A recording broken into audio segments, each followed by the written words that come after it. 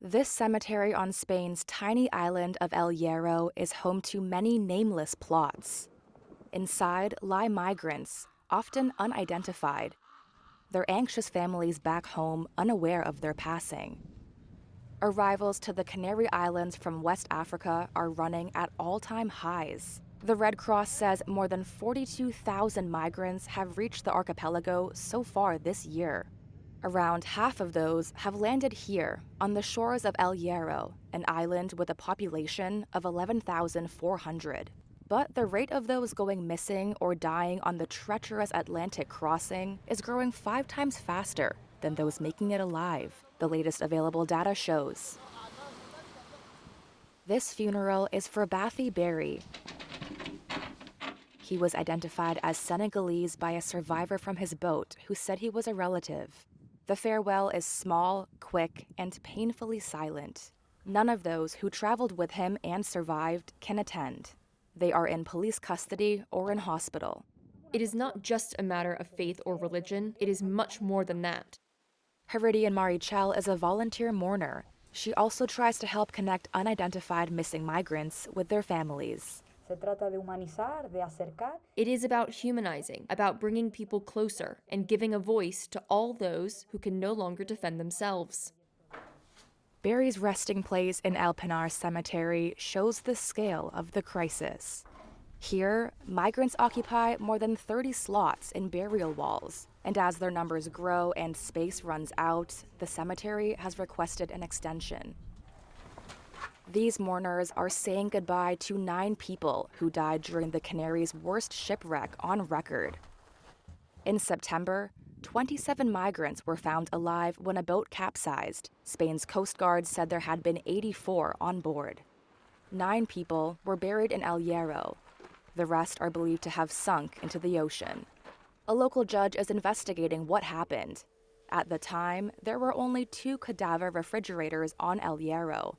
7 corpses had to be placed in a room normally used for wakes, which could be cooled close to 0 degrees Celsius.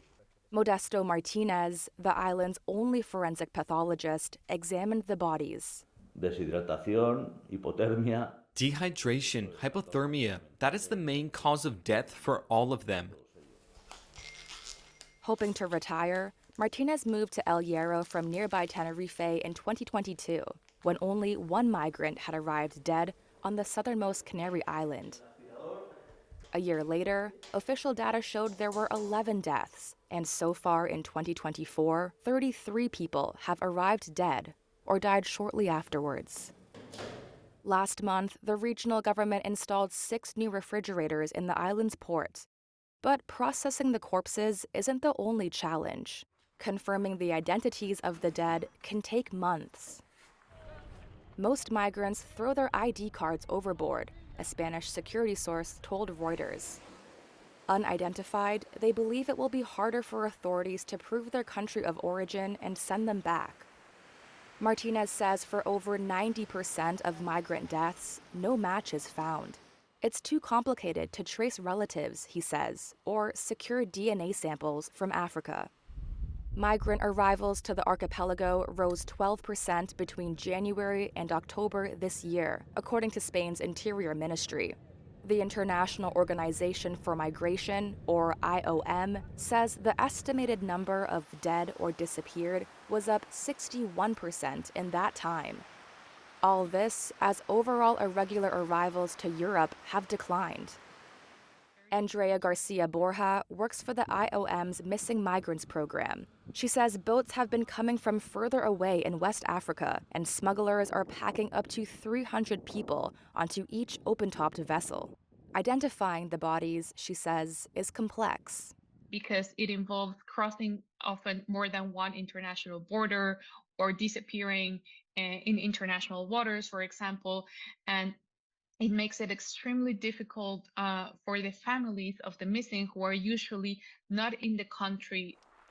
An Interior Ministry spokesperson told Reuters Spain has no official database on dead migrants. It only counts those arriving alive.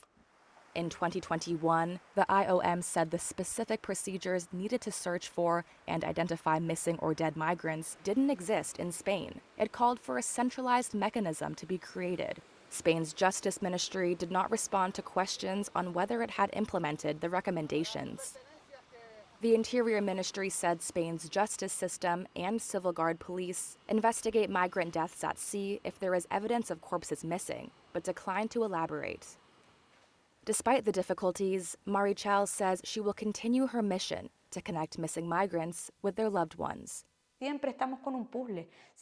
We are always dealing with a puzzle. We are always relying on someone's testimony. We are always depending on dates. We are always depending, perhaps, on that last call or that last message someone might have sent from a boat.